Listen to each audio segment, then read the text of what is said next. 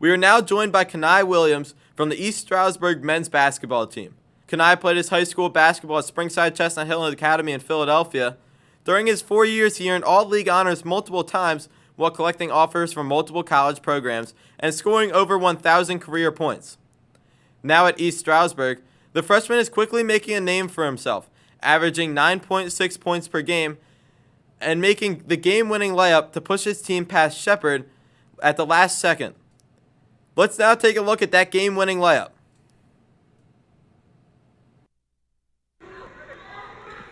Williams with it.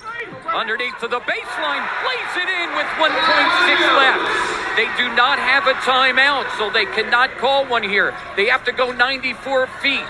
Wordlaw half court for the win. No, and the Warriors are going to hold on and win it on the Keni Williams layup with 1 second left. Shepherd was looking for the push-off. The call doesn't come. Let's take a look. Oh, yeah. All right, and we are now joined by Keni Williams of the East Stroudsburg men's basketball team. Keni, how are you doing today? I'm doing good, Brendan Flatow. How you doing? Doing pretty well.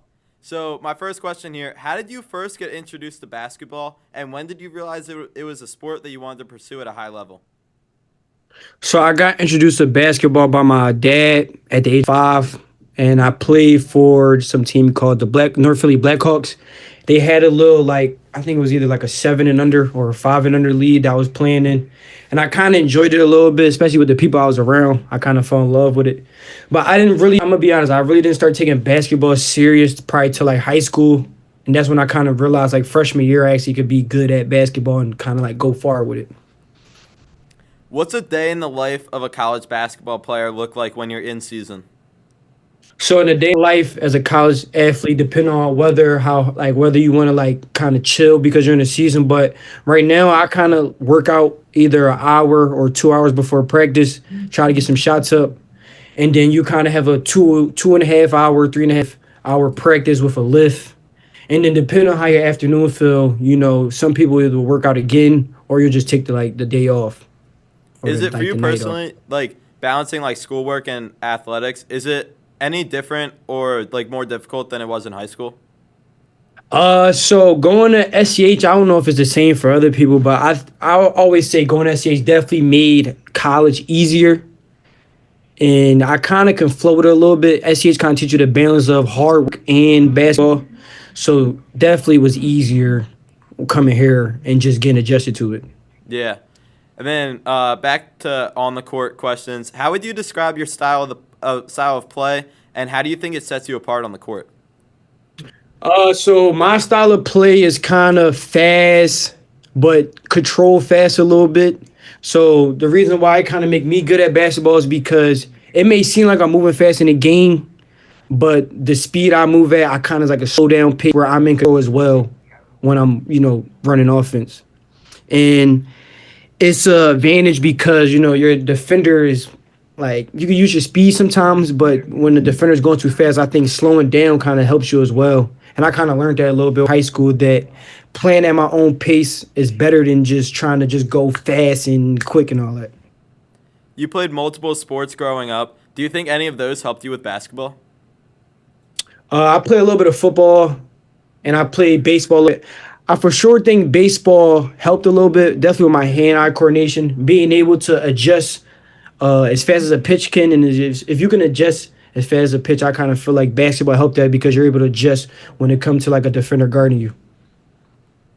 Are there any coaches that you had throughout your career that have left a big impact on you? And if so, what set them apart? I'm going to give it to my AAU coach that been coaching me since I was a freshman. He's from New York. He was currently coaching at UMass, assistant coach, but now he is the coach at the George School. His name is Chris Harris. I think he kind of gave me that confidence in just knowing that whenever I'm on the court, you can always go. And I think sometimes with players, if you don't have that confidence, it make the sport harder than it is because you're just going into the game thinking hopefully I can do the best I can. He kind of put that picture on me no, I know I can do the best I can, and I know I'm the best player on the court. So that mindset there kind of paved my basketball journey farther than what I've ever pictured it. And then you've played a lot of basketball games throughout your life. Walk us through your pregame routine. So my pregame routine right now is I watch a little bit of girls game because the way our schedule, so the girls play like 2 hours before us. So I would watch the girls game for like good 5 to 10 minutes. Then I'll either do heat on my ankle or on my body just to get a little warm before we even get to the stretching part. And then I'll stretch on my own. And then we'll stretch as a team. And then that's when it's like kind of almost that game time and I'm just locked in listening to music. Are there any pregame rituals or superstitions that you do before every game? I think I could say one is like the music I listen to. I kind of try to keep it consistent when like the same playlist kind of. But high school, I'm not gonna lie, I can't do it here because we wear the same basketball sneaks. But my superstition definitely was like if I played a bad game in a basketball sneak, like I would stay away at least 3 games and then try it again. I would just stick to sneaks I play good in. Like that was my stitches, but the way we do it, like you gotta wear home and away. So it's like now I just gotta go with it. So I don't really got no more. That was my only one for real. Yeah. And then you scored 1,000 points in high school. How did it feel to accomplish that? I'm not gonna lie, to be honest with you, my freshman year, if you asked me I was gonna score 1,000 points, or if I could, I'd probably say maybe not. But just that journey of, from freshman to senior year, it was just fun and just, gaining that confidence. Once I kind of scored 1,000 points, it was kind of like, all right, like I kind of understand this game a little more. I can see myself getting better. I can see myself staying consistent. I think that part right there of just scoring 1,000 points was like, you know what, for you to do that and kind of go over 1,000 points too, and passing my brother, I can say that too. Passing my brother on 1,000 points kind of definitely gave me some confidence, just believing in myself. I didn't know that. So you scored more points than your brother? Yeah, I think I had 1247, and my brother had like 1180, somewhere around the number. So you've got the bragging rights. Yeah, I definitely got the bragging rights. You have a lot of high school teammates that you played with in high school, and probably AAU too, who are now playing in college. I know you played against Cam Waters. Have you played against any other former high school teammates or AAU teammates? And what's that experience like? So I did play against Cam, even though Cam was out, but I did play against the school. I also played against Cam Burns too. We played Chestnut Hill earlier in the season at a home game. That kind of went a little bit. And also, and I played against Ron, but Ron didn't play. But just still seeing them and just being around them, you still kind of get the feel that you're kind of SCH a little bit.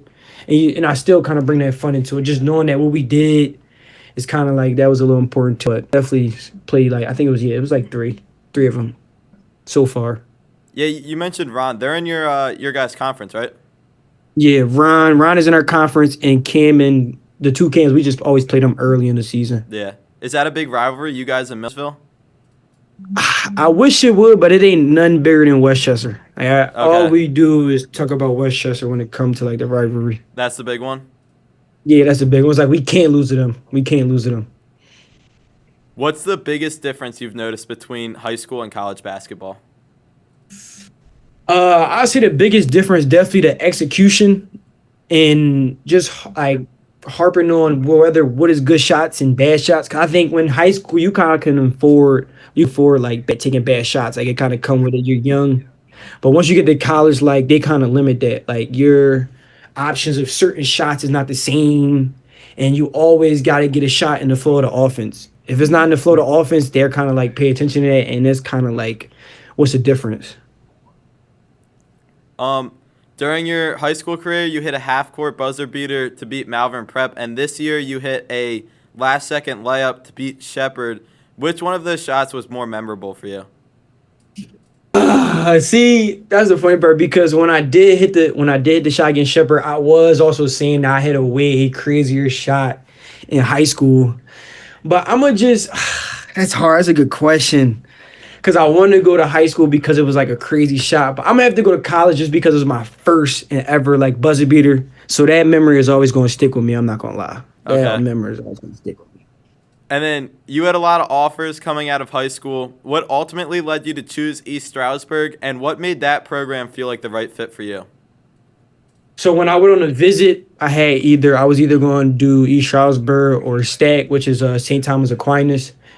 And just going on a visit, talking to the coaches, the environment, I kind of was how you can see yourself somewhere. Like I saw myself like I can be at East Stroudsburg, and then the coaches always like was talking to me since I was a sophomore. So I kind of knew it was like they wanted me. Like I felt wanted, and not just just needed a player. Like it felt wanted when I was talking to him. There's a lot of talk right now about the recruiting process for high schoolers with NIL and the transfer portal. What was the process like for you personally? It was definitely tough. It was tough because, like you said, just talking to certain coaches that I feel like I was the schools that I wanted to go to. They always aim at saying that instead of getting a young player, we could always get an older kid. So I always say I'm happy I'm in college now because that high school process was difficult, and I kind of always tell high schoolers now like it's hard, it's way harder, and you need to go extra harder just because even if you feel like you should be somewhere, that's not what the coach is saying. The coach is saying that we can always take somebody older, in the transfer portal that's just like his own name for himself. And being able to pay players too is like kind of changed the game a little bit. So definitely for high schoolers, like it was tough, but definitely like a motivational booster, knowing that you have to work as hard just to get to the scene where you want to be at. You mentioned what you would tell younger basketball players. My next question is, if you could send a message to a younger basketball player who has the goal of playing in college, whether it's like a youth basketball player or a high school basketball player, what would you tell them? I would tell them like you have to work 10 times as hard as you think. Like, dude, you think you're working hard now? Like that's not true because being in college now, you kind of see the difference mentally and physically. You got to be ready. So if a coach think you're not physically ready, then they're also gonna think you're not mentally ready. And the mental part comes from the confidence too. So staying confident and just working as hard as you can. Just knowing that certain stuff is never enough. Like you always gotta do more than what you think, just because somebody else can be working as much as hard as you. And it's about 10,000, 20,000 kids that's also doing the same thing. In your opinion, for road games where you have to travel, is it easier to play in home games or road games where you have to travel? And then my follow-up question to that is, what's a road game like? Like, what's the day in the life when you guys have to travel somewhere? So for the first question, I'm not gonna. What our record tell us right now is that we're better away than home, which is weird. And I don't know if that just come with the crowd and just being at home and knowing you have to win. The away games, we kind of just are putting like we gotta. Just the same way the team against us would say when we're at home. It's like we gotta beat them while we're at home. So I would definitely say the home games is tougher. It's crazy to say, but definitely tougher to win just cause it's just all the momentum and everybody watching y'all. And for the away games, so the way our go, depending on how far it is, like if the trip is 3 hours less or 3 hours more, we would kind of go in a hotel, stay the night before, watch film, wake up, watch film again, probably practice a little bit, didn't go to the game. But if trip is about 3 hours or less, we would travel the same day, stop the middle of the road to get a pregame meal. Pregame meal, usually chicken parm pasta. Definitely chicken parm pasta every meal, but yeah, it was like that, chicken parm pasta. Then we continue to go back to the game. We'll watch the girls. And then, yeah, we'll play. So that's kind of how it is if the trip is not as far as the other teams we play. The reason I asked that is I've been in some of the press conferences with the Duquesne basketball team, and their head coach, Drew, just actually mentioned that for whatever reason, they think that they play better on the road. So I was wondering if that was consistent across college basketball. And you gave a pretty similar answer to what he said. Yeah. Yeah, definitely. I just say is just because like you're kind of trying to walk in a place and try out tough them, and then I think that's kind of everybody's mindset when you're on a away game is like just out tough them at their own house. That's how you make them mentally weak, is when you out tough somebody at their own home spot. So I think that would be like a consistent answer, just because away game you're just thinking less. You're not really worrying about the crowd. You're just trying to prove a point when it comes to away games. And my final question, we ask this one every week to everybody we interview. What's your go-to hype song before a game? Woo, that's a good question. All right. So I got a couple. I'm going to just name a couple artists that I listen to consistently. I'm going to go, everybody know, I'm going to go with this NBA Youngboy. I'm going to go with that answer. Okay. I'm not going to lie. I did add some old school to my pregame music, just calm me down a little bit because I don't want to be too hype. I kind of like the way I kind of play calm and patient. So I kind of also try to listen to music that keep me calm and patient so I don't be overthinking it or trying to overdo anything. But definitely some old school I throw in there. Then I'm gonna throw in some Rag Baby. I don't know if you ever heard of him, Rag Baby. I listen to G Herbo. So artists like those, but I also try to throw some calm music in there too, just so I don't, over try to do too much. The leader right now on our leaderboards is Dreams and Nightmares by Meek Mill. That's been said, I think, by 3 of the interviews. Kyle, yeah, that's not a bad song. That's not a bad song. We had Kyle Cameron on last week, and that's what his was. Dreams and Nightmare. Yeah. Okay. I want to shout out to the football team too for getting an Interact chip. That was crazy. The SCH football team Interact champion over Malvern Prep.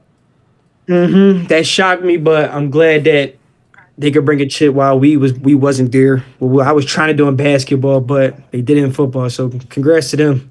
Yeah.